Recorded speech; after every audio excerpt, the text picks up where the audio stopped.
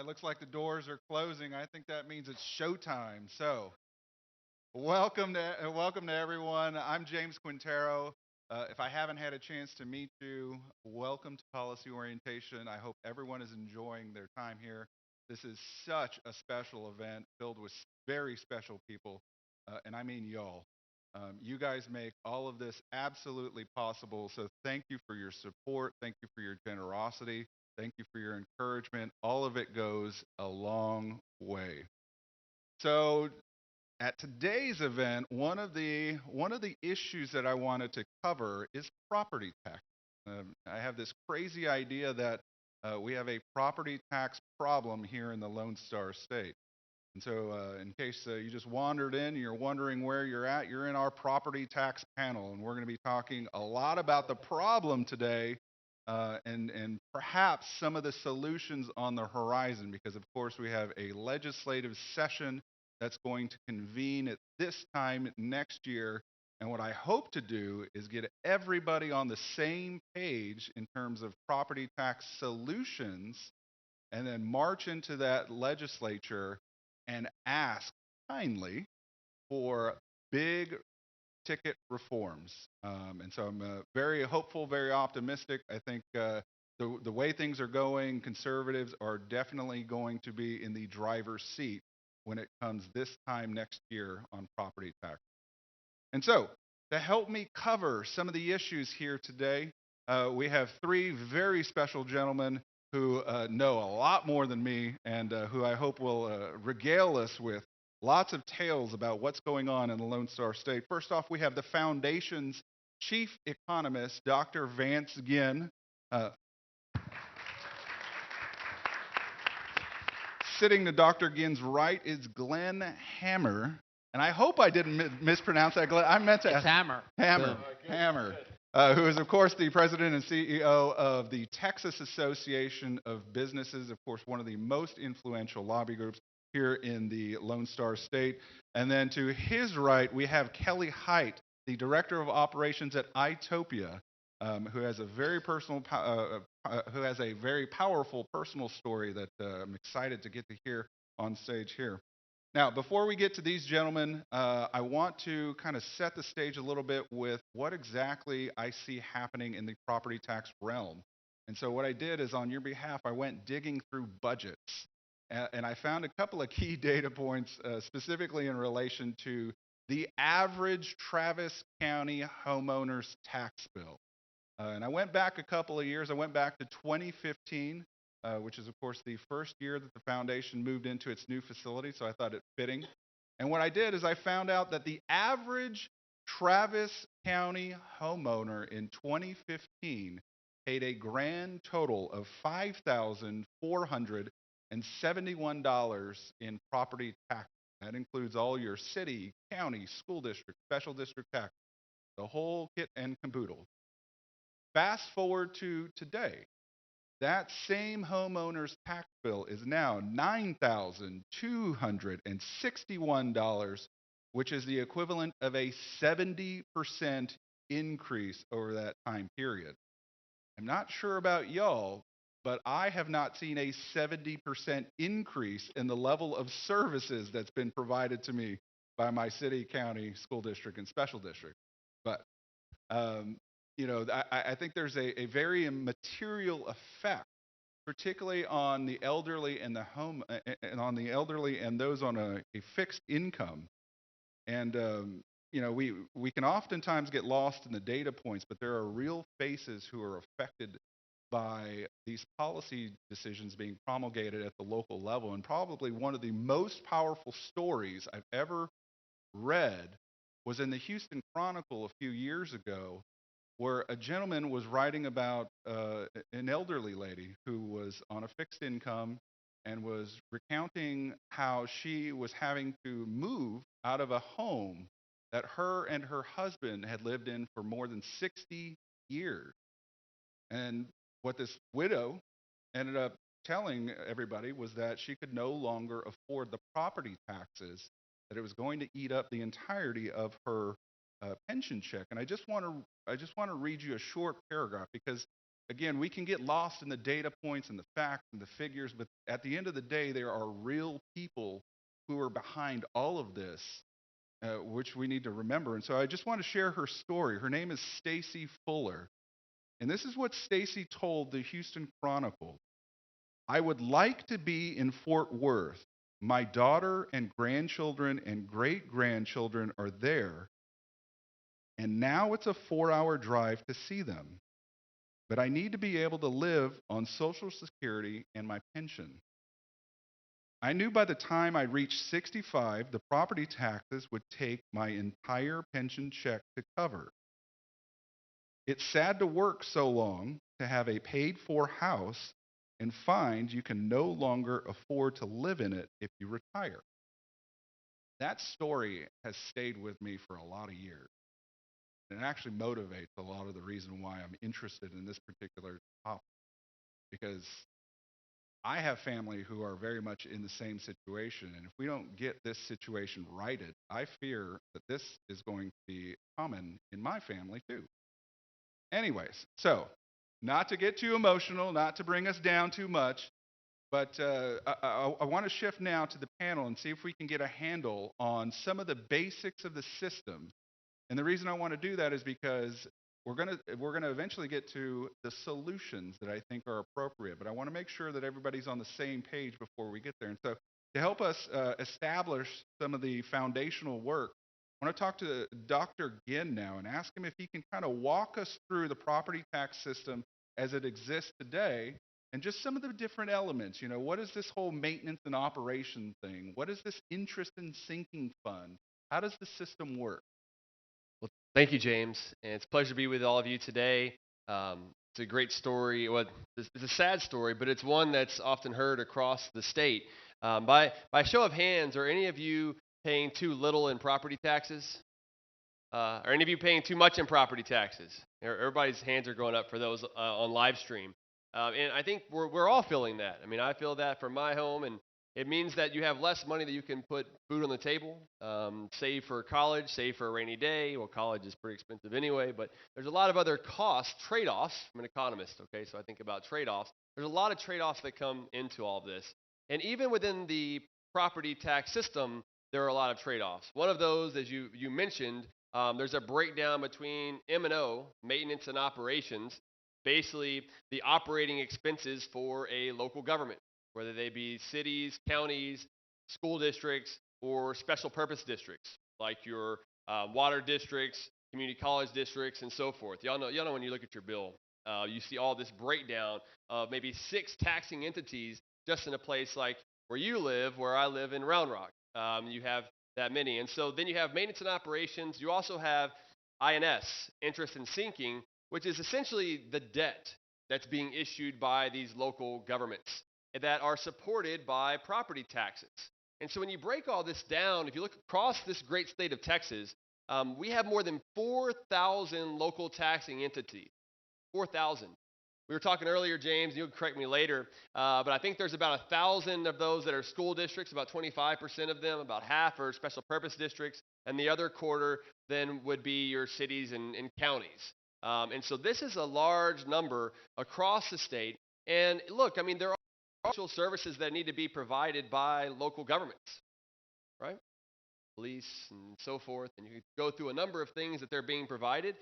But at the same time, we need to think about what are they spending those dollars on? As many of y'all know, and James, you know, I'm always big about spending limits. And the first thing that we need to think about with any government that comes first, right, are the demands from voters. The demands from voters then lead to what government will provide, right? That's not being provided in the private sector. Whenever that's determined, then you determine the amount of spending because you're going to need people within government. You might need some buildings and other things. So spending comes first. Then you should determine what is the most, the least burdensome form of taxation to fund that government. We'll get into some of that. But what I think that we're seeing is that this property tax system that we're using to fund government is having a more burdensome overall cost, well, a larger burden on families and businesses. And it's one of the things that I think businesses here, and I'm looking forward to hearing what Glenn has to say in a minute, but I think businesses usually say one of the highest costs that they have moving to Texas are your property taxes. So we've got a lot of things discussed there today, but I'm going to leave it there for now, James. Uh, Vance, real quick before we shift gears here a little bit. So, as the economist, I've been informed that every tax has a certain effect. And so, what is the economic effect of levying a property tax? And what is the economic effect of having one that is so burdensome? That's right. I mean, anything you tax, you get less of, right? Um, if you tax income, you get people less incentive to work to gain that income. If you tax sales, well, there's less purchases that will be made. If you tax property, it's essentially a capital tax, right? A tax on capital, so you get less capital that are formed, fewer houses, things of that nature. You're raising the price of something, right? So when you raise the price of something, the quantity demanded, the amount of consumed goes down. And oftentimes, what property taxes are is more of a wealth tax, right? It's taxing the amount of value of the home, which is considered to be a part of your wealth accumulation over time, that is being taxed away from you year after year after year. And I think that's why so many people feel so burdened by property taxes, because essentially you can never own your own home.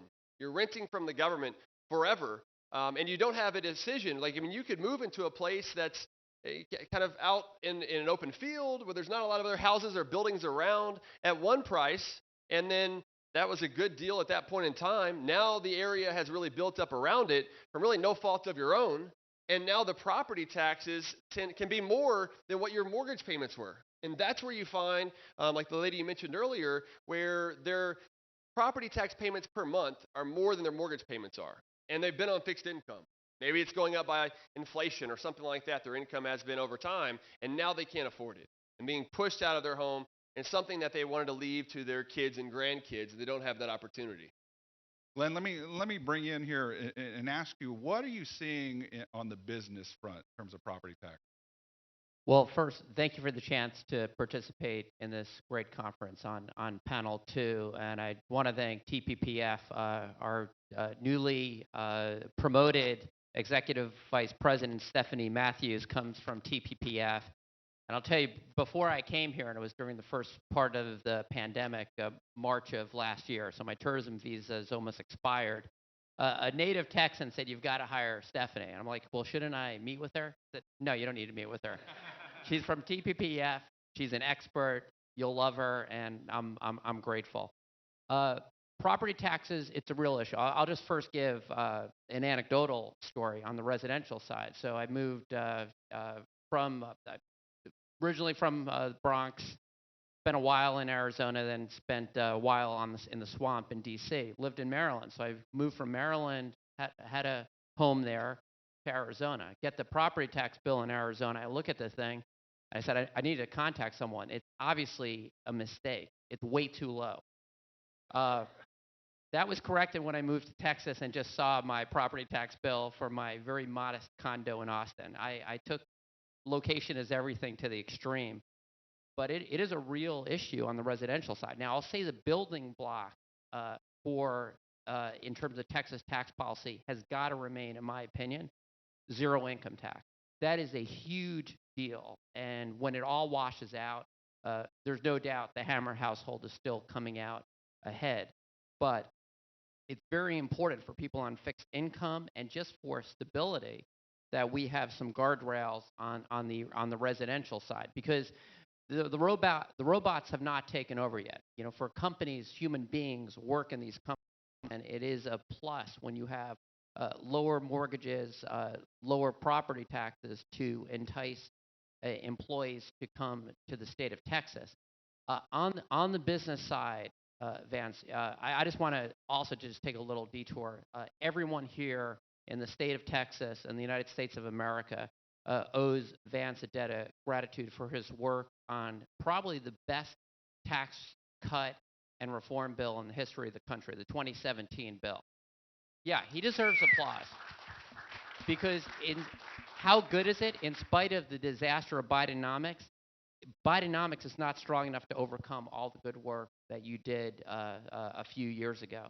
So, well, why I think this is important to have Vance here now to make sure that the #1 state, we are in the center of the free market system, in the free world remains so, we're going to have to do some reforms. And the property tax system here is a big issue. A number of the local chambers, we work with about 200 chambers across the state, have identified property taxes, business property tax issues as a top issue. Now, I'm going to also say for higher, there was a little bit of talk on capital investment. For the state of Texas to remain competitive, we all know there's an incentive that's going to expire.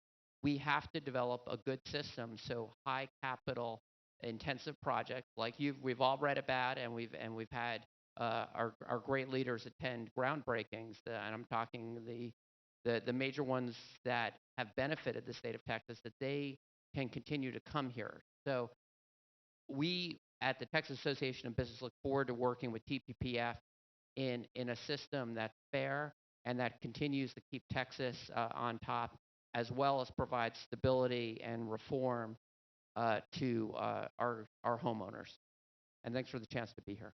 Well, thank you for being here again. And Glenn, let me ask you this as a follow-up. You know, when a business looks to relocate to Texas, how much of a factor is that property tax or that potential property tax bill? Well, I'm also just going to say that if you didn't, this is my personal feeling, and this is someone that works with all the chambers from around the country. I've just been doing this. I'm 125 years old. I've been doing this for a while. It's important to understand that for the rest of the country, if you were just going to say freeze a system with all the issues and problems and things that could be improved, Texas right now, at this moment in time, overall is the best system in the world. Now, we need to improve on it. There's some real issues for real people that are getting priced out of homes and small businesses that can't afford the bill. So we have to change it. But Texas is looked at as the model economy. And what's the proof? I mean, think about it. I mean, Wall Street Journal just reported, we're one of 4 states that have recovered and are above the jobs since the start of the pandemic. Arizona is one of the other 4, Idaho and Utah the other 2. We're the only state in the country that gained 2 congressional seats over the last 10 years. So people are still coming here. Elon Musk has a lot of choices where he's going to live. He still chose here, but I guess the property tax thing, it's a different set of issues. But I think it's important as we pursue this is that we make sure that Texas stays as number 1. And let me just finish on this. This was my spiel when I interviewed. And by the way, I recommended that they hire a native Texan. But what can I do? There's 2 systems in the world right now. It's China and the U.S. The U.S. has got to win. And within the U.S., it's California versus Texas. Texas has got to win. So right next to me, we have a guy that has done it on the national scale. And as we reform and improve the Texas system, and the bill you got through on the spending side is a huge part of that. Because what does that mean? That means that tax reform and tax cut can really be a permanent part of the agenda in perpetuity. So that's a huge deal, what TPPF accomplished this past session. That sets the stage for reform that will benefit homeowners, small businesses, and it's our job to come up with a good program for large capital investment as well. Well, I couldn't agree more. I think Texas is in very capable hands. I know this from firsthand experience. Vance has by far the most energy in the office, hands down. So he is a working machine. Kelly, I want to bring you in here because you, of course, have a very powerful story, and I was hoping that you might share it with us and kind of tell us your experience with the property tax system and how that's affected some of your decisions. Okay. Yeah, I guess this is on. It's already all been said, so my powerful story has been repeated already at this stage, but I did want to tell you, now that I heard the 416 story from Lieutenant Governor Patrick, I grew up in a family of 9 children. My father and mother bought a house that was all falling apart, 100 years old when they bought it, and he spent his life, we always joke that the Haight, and by the way, it's Haight, and my company I was going to start when I was in my teens was Haight Taxes. So I've been in this war for a while. He dug the basement with a pick and a shovel, and we always joked that we'd never see paint on the walls of our bedrooms. But we grew up in that house. So when I got married, we bought a little cabin, which is all we could afford in Canyon Lake, and it had no garage. The lot, we found out, was not represented correctly by the real estate agent, so we could not build a garage unless we bought another lot. It was that small, and we've lived there now for 30 years. We had 4 children in that house, and it was a 3-bedroom, small bedrooms. So long story short, we had to add on. We added a garage and a room above, and I dug up my initial mortgage, which we struggled to pay, and 30 years later, and that's what I guess brings us to the story, is the mortgage is less than I'm paying now in taxes on a paid-off house. And my kids want to inherit that house. We all felt like homesteads are homesteads, but they're not going to be able to pay the taxes on it, let alone keep the house up in the situation we're in now.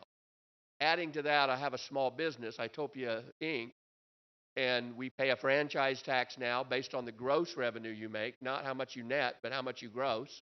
So we've got to be prepared for that. And we also have a little building we bought because we couldn't afford the rent, keep renting business space, and those taxes have doubled. So we're being taxed out all 3 ways. So I'm now 68 this year, and my plans of retirement are nil.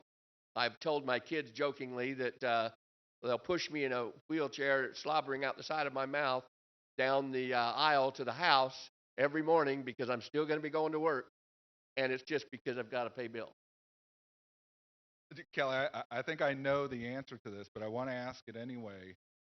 A couple of years ago, the legislature enacted that reform that put in place a 3.5% trigger. And so I want to ask you, have you seen any sort of material benefit from that limitation that's been put in place? Has it helped any?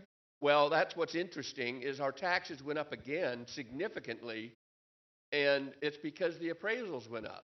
So the little lots we bought to put our garage on now are worth twice as much this year as they were last year, and they're still considered empty lots by the county because we never did franchise the whole property, and for some reason they got worth double as much money so they could keep the taxes going up. So no, we've seen no relief at all. In fact, the business was the same way. The lot of the business, the small, less than half an acre, is now twice the price, so the taxes just went up again. Glenn, I know this audience knows this already, but for our folks online, I want to make sure that they understand it too. When a local government raises property taxes on a business, how does that business owner handle that increased taxation? Well, they have to pay it, and what that means practically is it's less money to invest in the business. That's less money to invest in workers. That's less money to invest in capital improvement. So it has a real world effect. And Kelly's point about the appraisals jumping, that's what has had some of the great chambers from around the state of Texas jumping out of their shoes.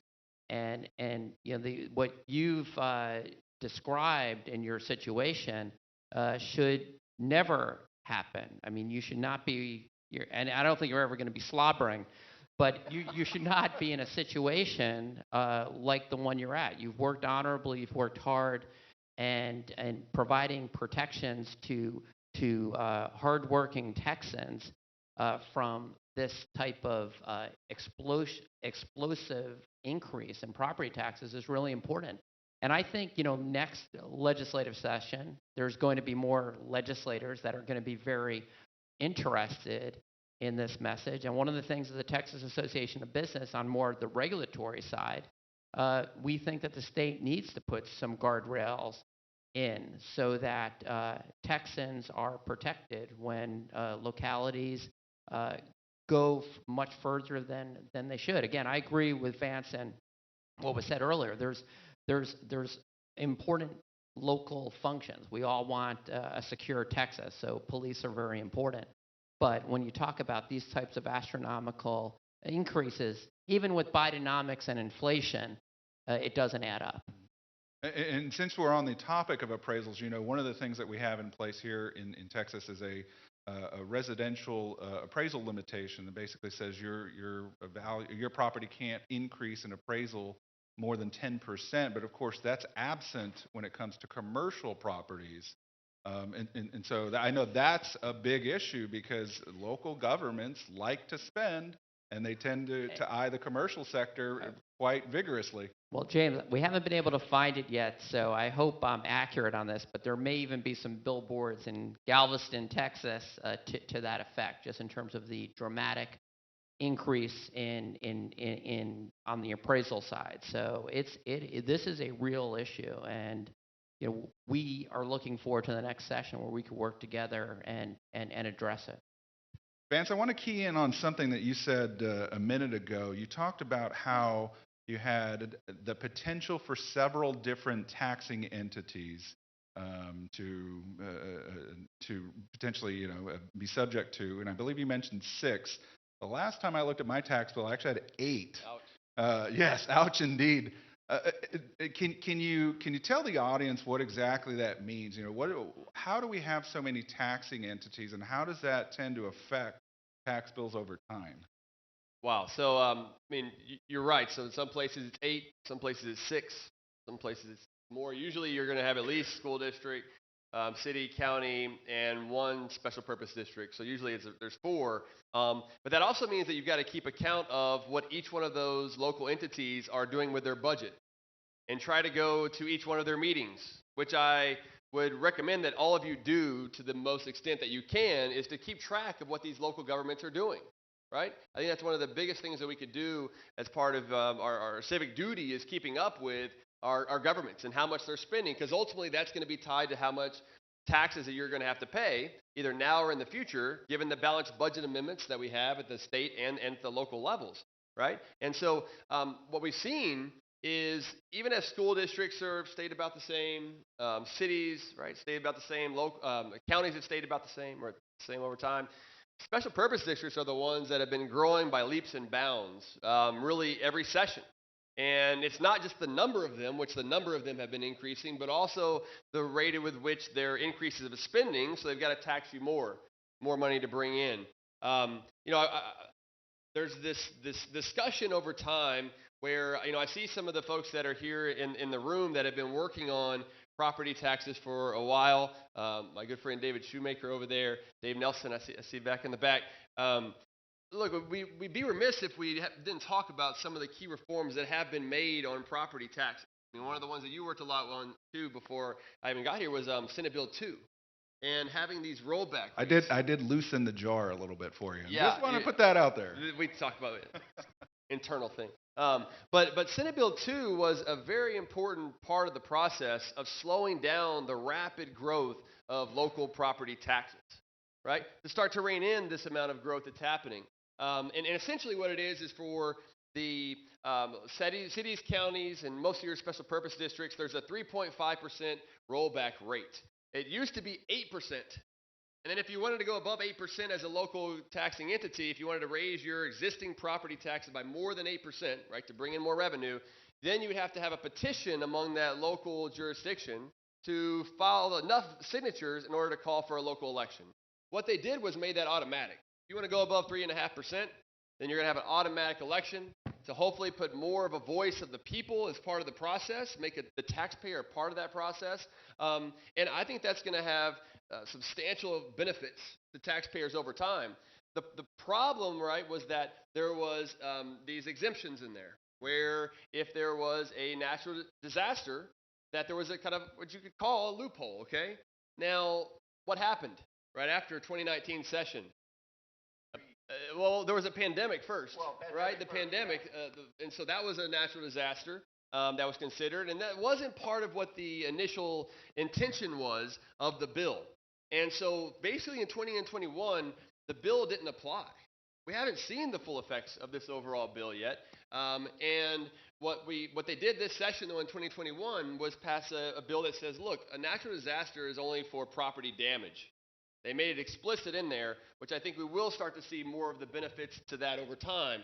Then you add in what was passed in 2019 of House Bill 3, which was a school finance reform that did a lot of things that was in there. But one of the things that was a part of that was for school district property tax, to limit it to 2.5%.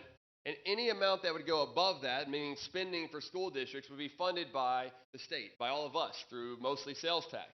If you look at the overall amount of taxes that come into the state, if you think about local and state and everything else, about half of it is property taxes. So it's a major part of this. If you just look at the state, sales taxes dominate.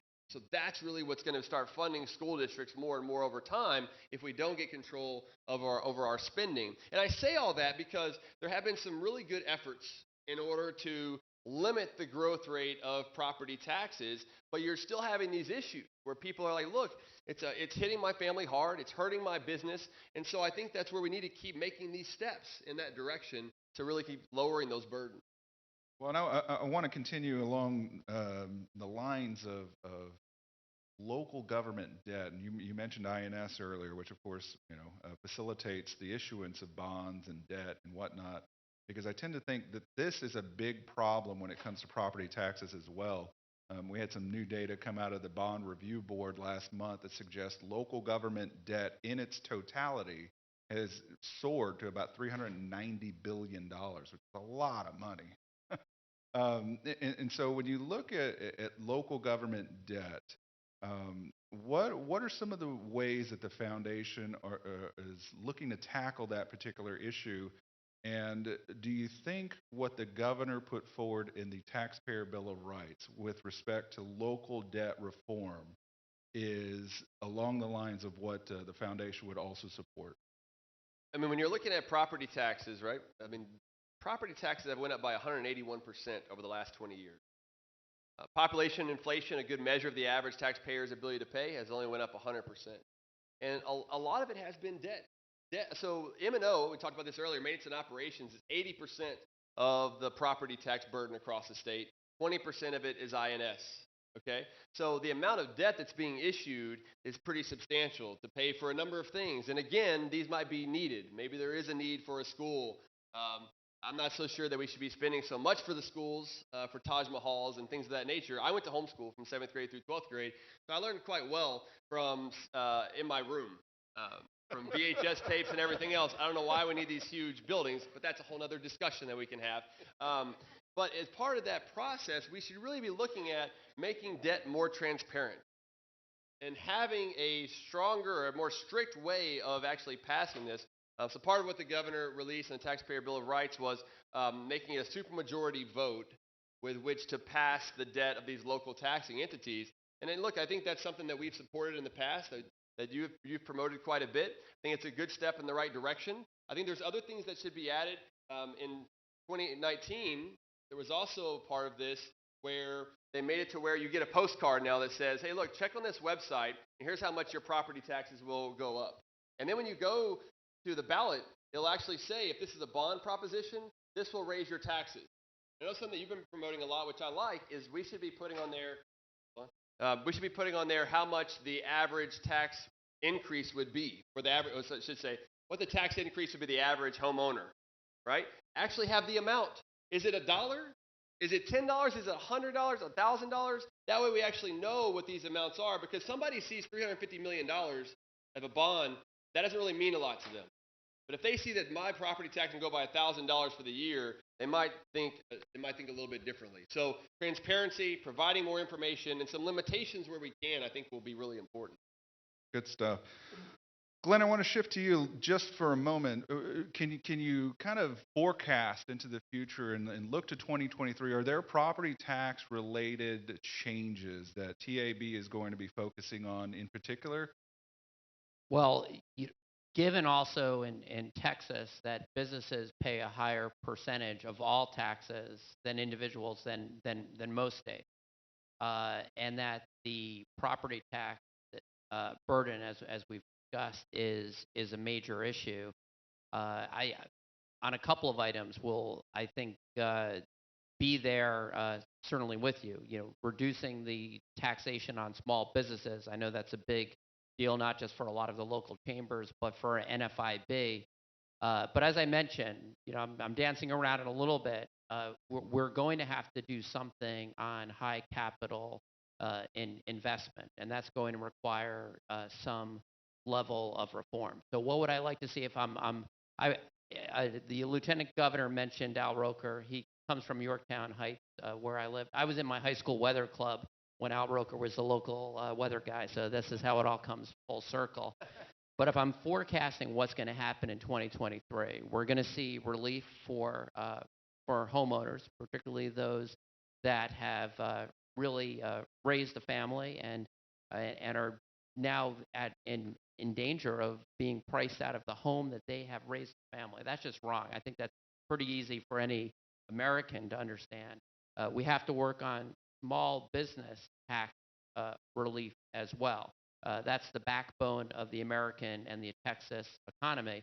And then we have to look at some of these, say $250 million and above investment in terms of the fact that they are paying property taxes and other taxes, but how do we get a system that's more fair, more transparent, that's more formulaic, that will continue to make sure that the Texas miracle goes forward for many years to come. So, and very much looking forward to the opportunity to work with you and with Vance and TPPF to achieve that. So we're looking for win-win-win. No, and we look forward to the partnership as well. Kelly, if you had a magic wand, or if you had the ear of the lieutenant governor, is there a particular idea, a particular reform you would put forward to make happen in 2023, be it from a residential or a commercial perspective? Well, as we've discussed among ourselves, in our little towns, all the property owners are in the same problem I'm in. They don't know whether they can keep their building. So my suggestion has still always been kind of what Forbes said when he was running for president, that we should have a flat tax of some kind, and that you obviously have to have a balanced budget all the way down to the community. And that way, I still love the idea of a sales tax rather than a property tax. The right to property was something that was supposed to be granted as the right to life. In the old days when they started this country, you could be a murderer, but they still wouldn't take your property from your family. They would just take your life. They'd go hang you, but the kids and the wife still didn't go out starving in the street. I think we've lost that understanding that property is a right of ownership. So stop taxing property completely, start taxing sales. If I don't want to buy the big fancy boat, I don't have to. And then I don't pay for the school either. But give me a choice of how I spend my money. That's how I think the U.S. should be doing it. That's the American way to. No, and I think that's an excellent point. And let me dovetail off of that, because I think Dr. Ginn here may have a plan that at least takes us a step in that direction. Dr. Ginn, can you tell us a little bit about what you have planned in terms of that big, giant reform that you've been working on? Well, there's a guy named Talmadge Heflin, the Honorable Talmadge Heflin, who came in the House in 1987 in Texas, who was one of our mentors. And he filed a bill. Actually, he came in, it was a little before that. I think it might have been 83. Anyway, came in, and he basically said we need to eliminate property taxes. And he filed a bill, didn't get enough votes at that point in time, but kept hammering this away. And so whenever I joined the foundation in 2013 as this guy who just graduated Texas Tech with a Ph.D. in economics, I came in, and he brainwashed me really quickly that is the best way to go. You have to figure out how to give people the right to own their home, so that way they're not renting from the government forever. And so now I've been kind of on this crusade to figure out how best to do something like that. I mean, if we were trying to come up with the Texas model, I like to call it the Texas model, not the Texas miracle, because Jesus didn't do this. Jesus did a lot of other great things, and it's not something that just happens overnight. Texas model is one of lower taxes, no personal income tax, lower government spending, and sensible regulation that allows for more economic growth and job creation and people to flourish more than otherwise, right? And so how can we then set ourselves apart even more? It's by, in my view, right, just taking my utopian view, which we have these good discussions at a think tank, okay? I would get rid of all other taxes and fees except for the sales tax. That's just the way that I would do it, because whenever you tax consumption, then it incentivizes savings, right? Because you have these trade-offs, and savings brings about capital accumulation and growth and more prosperity. Now, we're not going to get there overnight, though. It's not going to happen, okay? So what you have to break it down is to say, when you go back to school, maintenance and operation property taxes, when you look at the Texas Constitution, Article 7 of the Texas Constitution, simplified, it says the Texas legislature shall fund public free schools. Not the local school district, right? The Texas legislature shall. But over time, it got pushed more and more to the local school districts. And I think it's time to push it the way back. House Bill 3 does some of that. The legislature will start funding more of that over time. But I think it's about time that we started using any sort of excess general revenue as a good start to this process to say, you know what, any excess revenue means that it should belong to the taxpayer. This is the taxpayers' money. Let's return it to them. And so what we propose as a way to eliminate property taxes by 2033, okay, so in 10 years, we'd love to do it faster than that, okay, so if we find a way to do that, let's do that, but is to use surplus general revenue. We just passed the strongest state spending limit in the nation based on population growth and inflation that covers all general revenue. So it's a great reform. Let's use any general revenue above that new spending limit to buy down school M&O property taxes every session until it's eliminated, right? The issue with that, though, is that could take 20 to 30 years, all right? It's going to take a while. And so at the same time, we need to be looking at ways to move us faster to a sales tax, which is essentially what you're doing as you're buying down that school M&O property tax. And so I think over time what we should do then is broaden the sales tax base. We exempt $42 billion worth of goods and services in the state. And if you broaden the sales tax base, we could actually have a lower state and local sales tax rate. According to our calculations, we could lower it from 8.25% to 8.21% and eliminate the $30 billion a year that's being collected in school M&O property taxes and have a much more dynamic, robust economic situation. And then for the other cities, counties, and special purpose districts, I think we need to do the same thing. We need to have spending limits at the local level. They're also spending too much. If you put that same sort of restriction in place that's already working for the state, allow them to then return any of their excess funds and lower property taxes and give them the room to raise their sales tax rate if they want. And then they could eliminate their own property tax there as well. Because the problem is if you try to get rid of all property taxes by broadening the sales tax base, maybe raising the rate would be north of 10%. And at the same time, cities and counties, all the money would be going into the state, and then you'd have a Robin Hood system because you have property tax rich and property tax poor areas, just like you have sales tax rich and sales tax poor areas. That system doesn't work. It's got to work more at the local level. And I think by doing this approach, limiting spending, lower taxes, and lower burdens, we could have a much more prosperous Texas. So just a point of clarification, state government has a spending limit, and it's pretty tight. But at the local level, there's no such limit. There's no limit. No.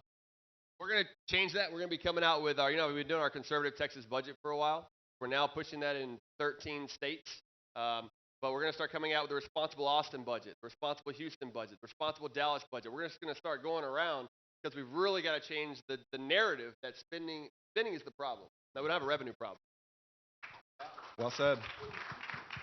All right. Well, this is not my first property tax panel. I know you guys have a ton of questions, so I want to open it up to the audience. Mike, make the questions hard because I can kick them over to these guys here. Robert, if we can go to Mike right here in the red.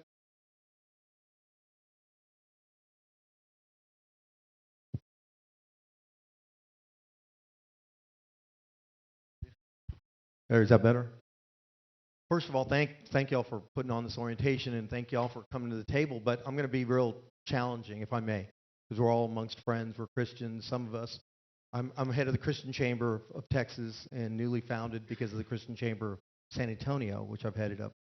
I will tell you that in working with the Texas TPPF and being blessed to go through minority outreach to El Paso and Midland, putting on seminars that reach businesses and taxpayers alike, I mean, the fundamental question is, if the state says it has no property tax,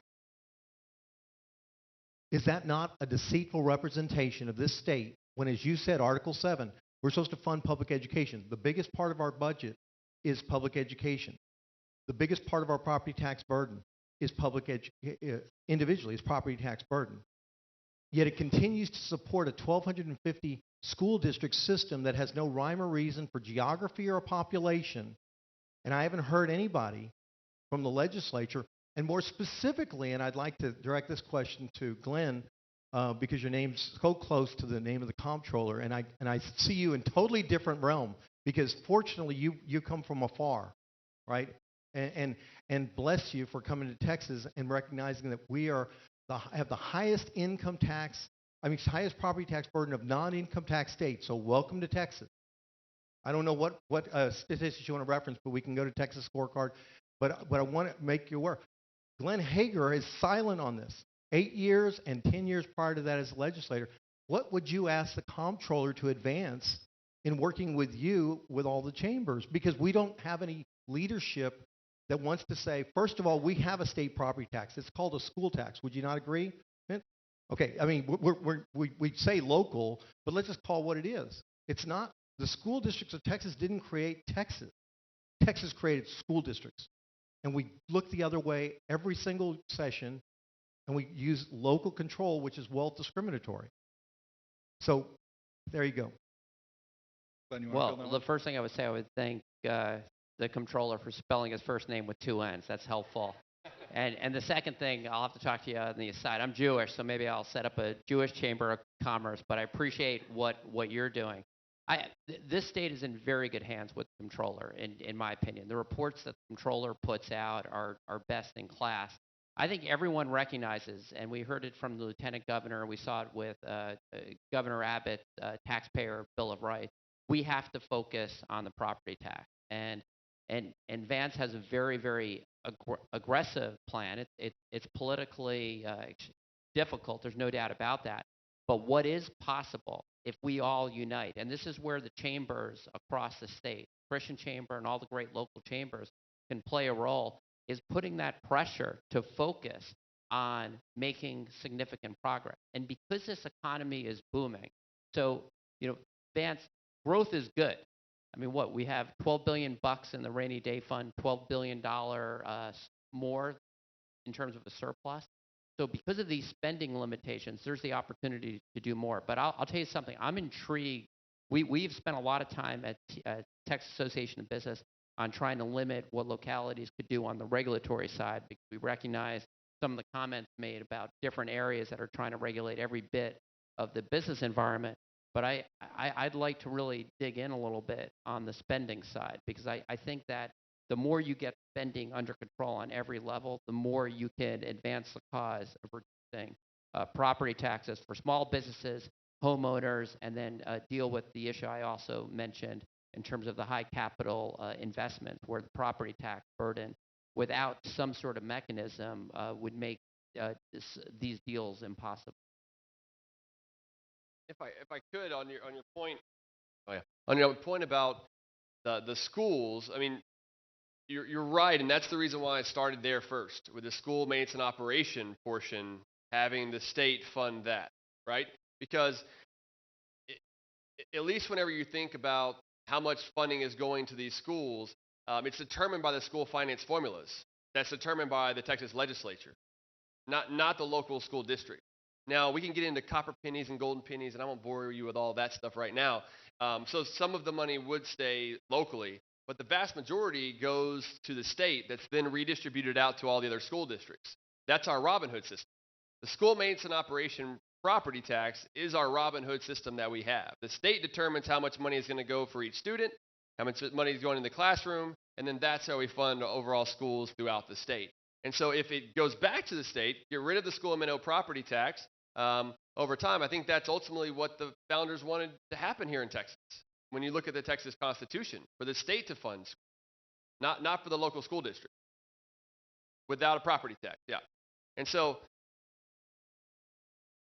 yeah, and so I think that's one reason why we should move it to a sales tax, because that's what you're doing with the GR. It's part of what's a part of the process for House Bill 3, right? More of that is going to be funded by the state, so there's a reduction in school M&O. But I think there's more that we could be doing. To Glenn's point, I mean, there's the comptroller, the other Glenn Hager, he's basically said, look, there's going to be about a $12 billion surplus, and revenue is already growing at a faster rate than when he estimated that. So it could be even more than that amount. We could have a large amount that we could be buying down of school maintenance and operation property taxes in 2023.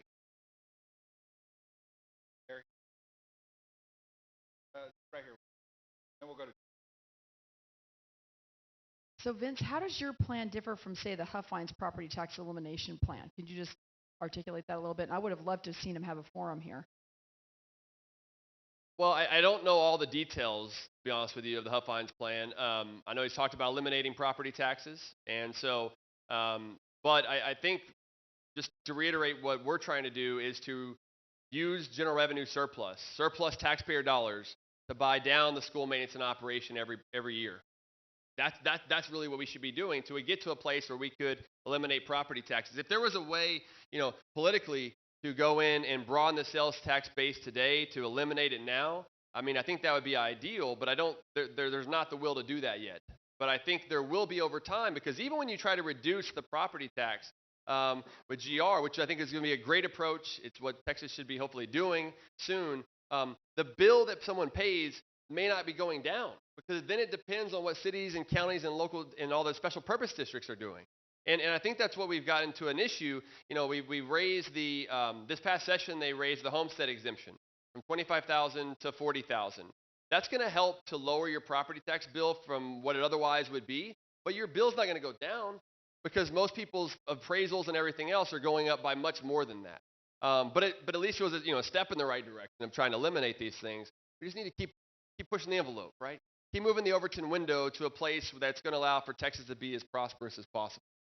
And so at TPPF, we have both an incremental plan, which we're going to be promoting in 2023, but we're also working towards the total elimination, which is our ultimate goal. And I know you've run the numbers on what changes would needed to be for the sales tax rate.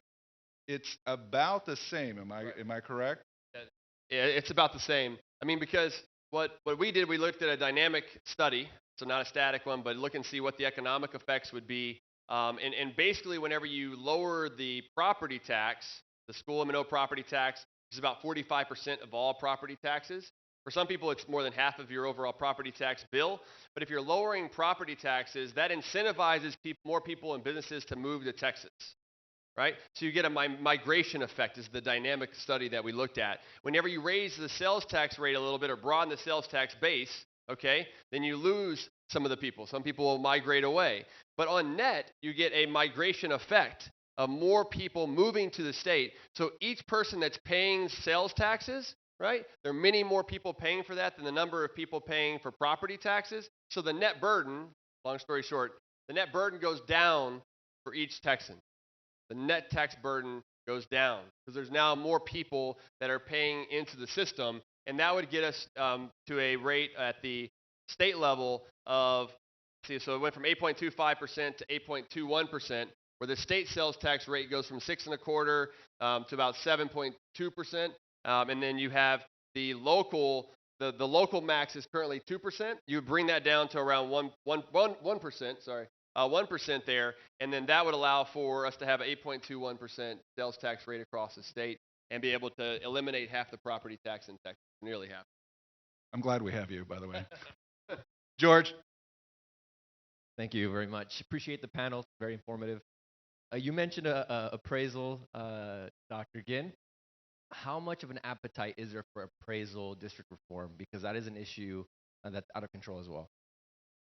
Yeah, thanks, George. And I think whenever you're looking at appraisal reform, some of that did happen in 2019. There were some key reforms. There were some transparency items that were a part of that. James would actually know more of the details on there, but there were some key appraisal reforms in 2019, and there's likely to need to be more. I mean, with all these taxing jurisdictions, then you have the counties that are really doing the appraisals, right? The county appraisal district. And so whenever you have that happen, what you're looking at then is what the appraisal increase is, what the tax rate changes are by each one of those taxing jurisdictions, and then that gives you your tax bill. So what SB 2 did back in 2019 was to really look at the tax revenues that are being collected by these local taxing entities, because that's the amount of actual revenue that they're going to receive. So if you only focus on appraisals, you lose sight of the tax rate.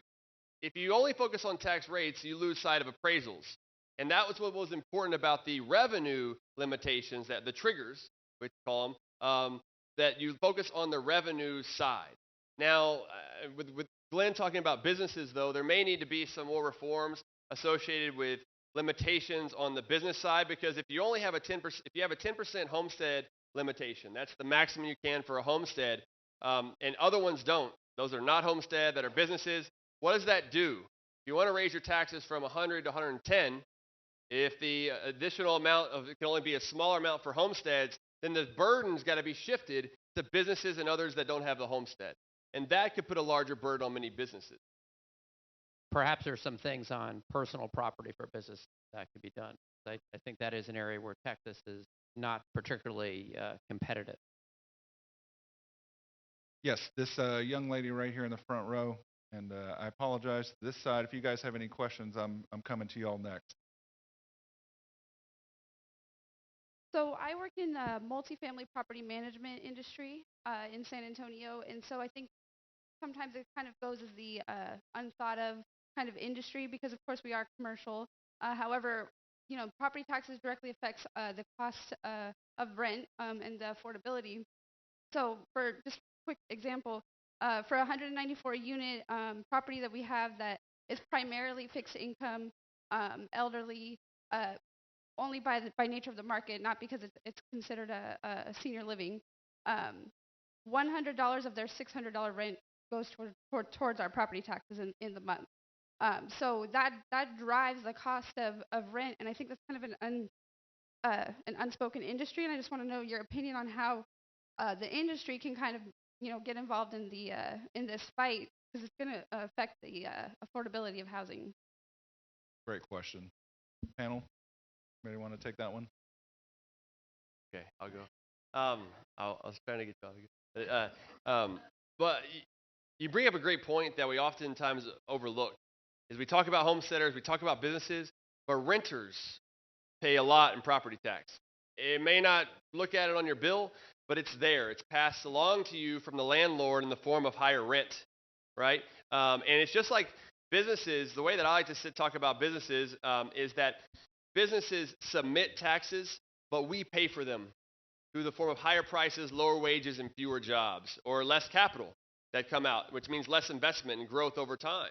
And so that's also with the property tax. So with rent, I mean, again, we've got to go back into finding ways to actually lower property tax. Not just slow the growth, but lower them, and then that will benefit renters in the process. Because you're right. I mean, it is unfortunate. Many of them are renting because they can't own a home. Maybe they have low credit or something else. Not in every case, okay? But sometimes that happens, and then they get hit hardest whenever that rent goes up. And rent's going up through the roof right now, right? You have some people that are selling their home in Texas to someone in California. The person in California sells their home, comes over here paying $20,000 to $30,000 more than the market value. They take that here as a Texan and are going to rent and having that excess cash in their pocket. Like, that's real, right? I mean, we're seeing real estate prices go through the roof right now. And so that's something we've really got to get control over, and it's affecting rent, because now those people that were, they're also seeing their rent go up 10, 20%, really no fault of their own, and they're getting hit hard. It also goes back to what we talked about yesterday with Bidenomics, right, is inflation. Inflation ends up hitting asset prices first, and then it starts to seep through, and now we're seeing it in rent, our food prices, gasoline, everything else. So it's a combination of factors that's really, really going on here. But it would be great to have, you know, more of that discussion and work with you more on that. Great point. Let's go to this gentleman here, and then you're up next, sir. Vince, this is, am I on? Yeah. Vince, this is for you. Actually, Annie. California has done a few good things, one of them Prop 13. Now, it's not a solution, but it eliminates the problem of people being moved out of their homes, not having those to pass on. I believe in the sales tax. Quick question. What have you done in your examination of California and Prop 13 and how it might be used as interim? California lacks no amount of revenue. They have a spending problem. Thoughts? Yeah, so we have a paper called Lower Taxes, Better Texas. I don't think there's any more left out there in the hallway, but we did look at Prop 13 out in California, which basically made it to where you could only increase the appraisal by, was it 2% a year? And it can only be 1% of the appraised value is how much you pay in tax, right? And so it's based on whenever you buy the home.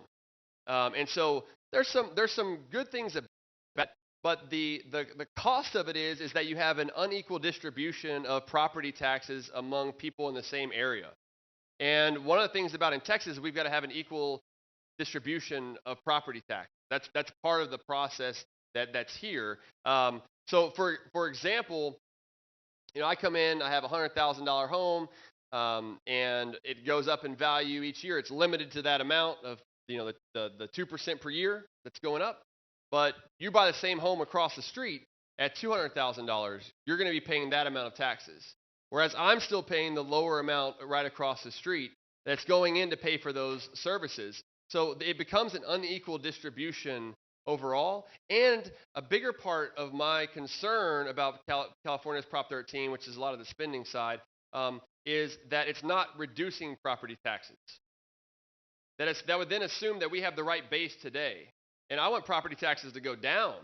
I don't want to just keep limiting it and putting that much political will to try to get something like Prop 13, which is not what we ultimately want. We want property taxes to be going down. So if you're focusing on one area, again, trade-offs, then you lose sight of this other space here. And I know that we want to get to eliminating property taxes, so why not keep reducing it and then get rid of it instead of just trying to make a reform that's limiting the growth? Yes, sir. We have a question over here on the side.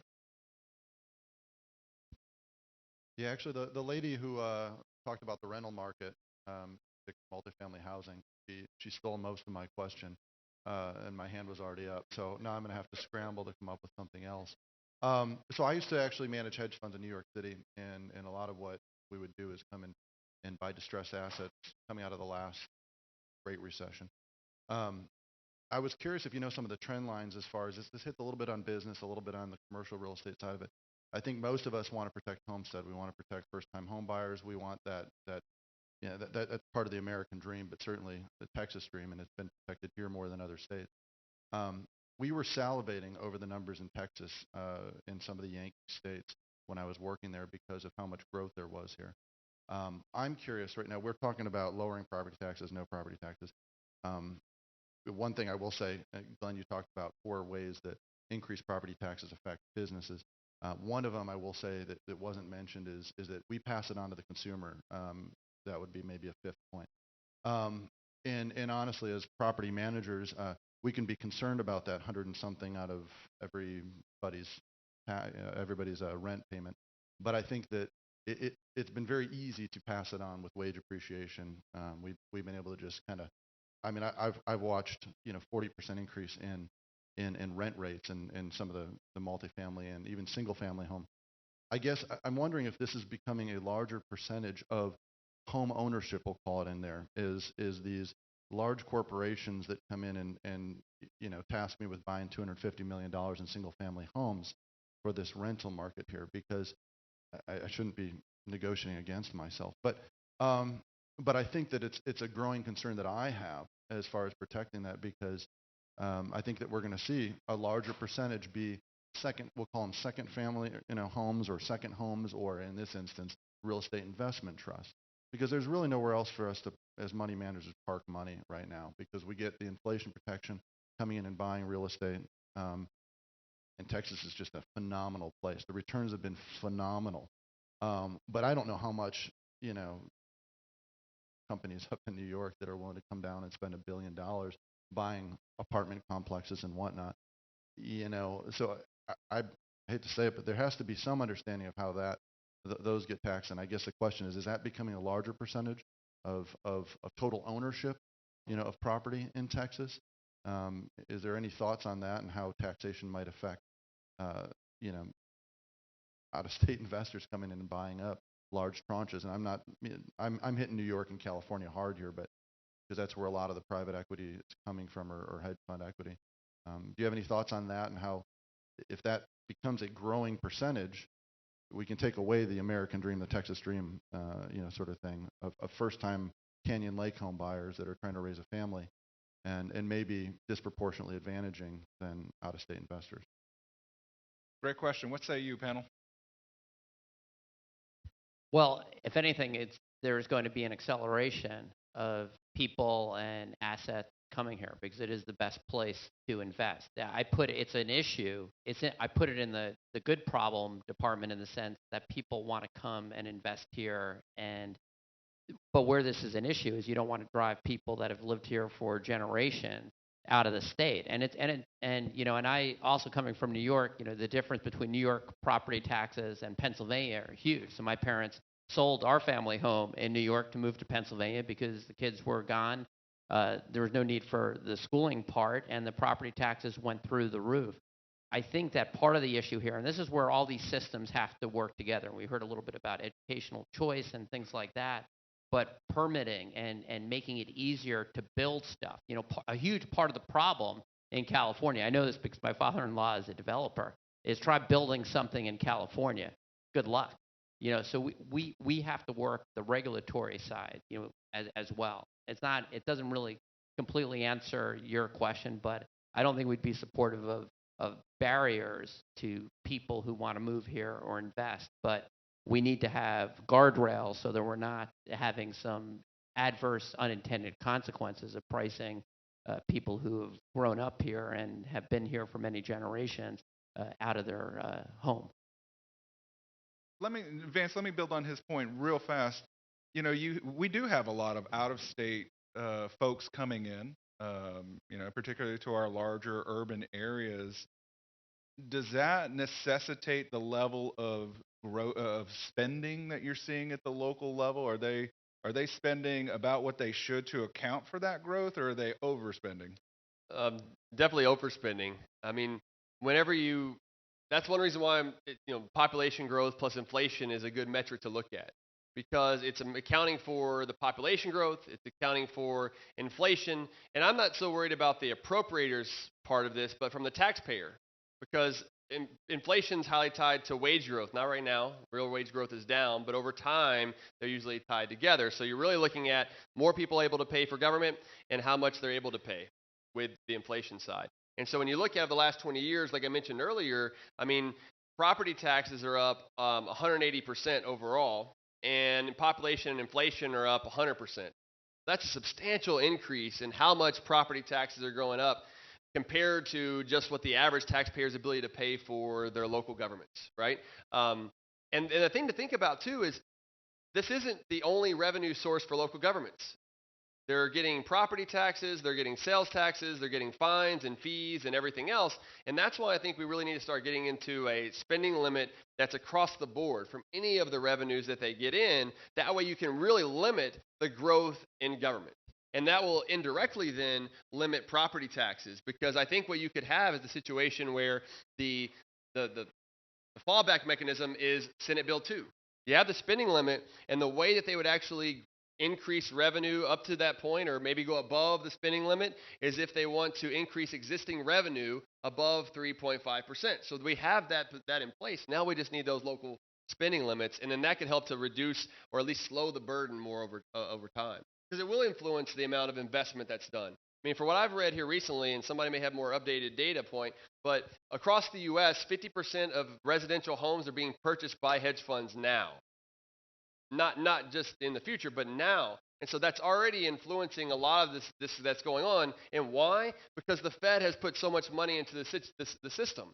Liquidity is is everywhere right now, and you want those to go into some sort of valuation or assets that are going to increase in valuation, and right now it's real estate.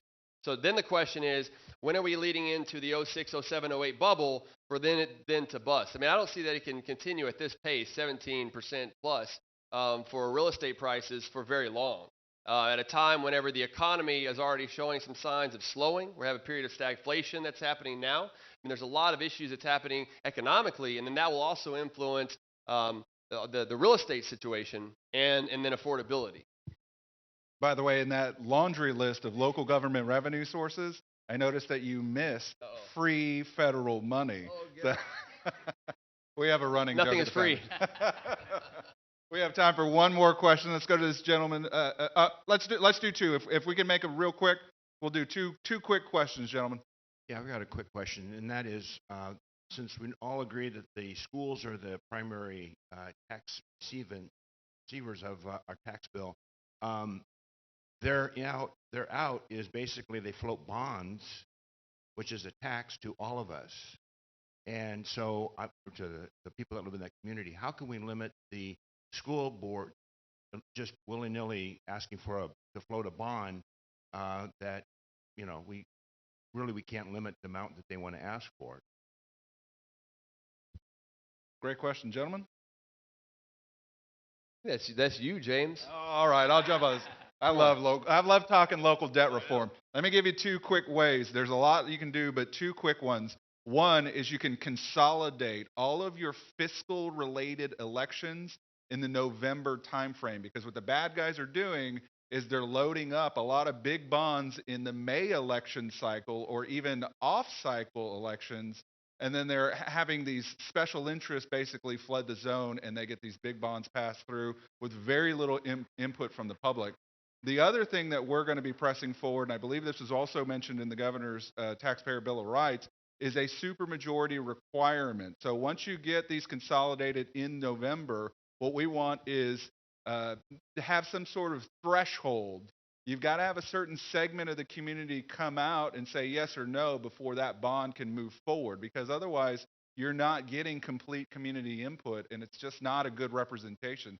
There's a lot more that we're going to be chasing, but those are two good ones. Yes, sir. I believe we have time for one last question. Yes, I'd like to make a comment about the overall discussion about property taxes, because and I'd like Mr. Hammer to comment on this if he can.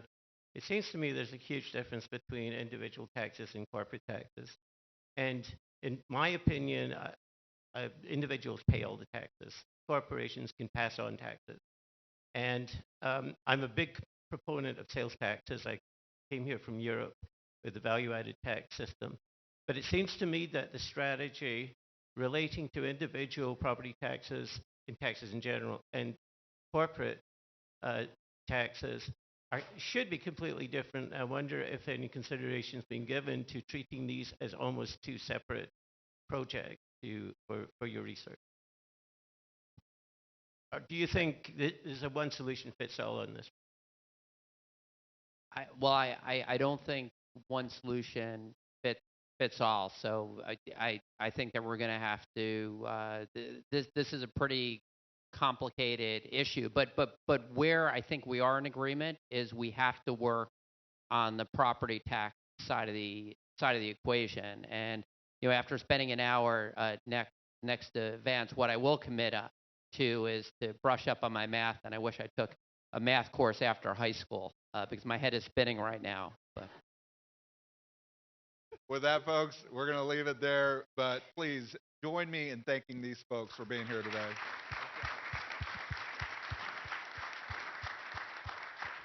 Before you leave, I just want to say again, thank you to everyone for making this event possible. And if you would, stick around. We've got a great lunch planned. Senators Ted Cruz and John Cornyn are going to be joining us in the ballroom, so I hope to see you there. Thank you.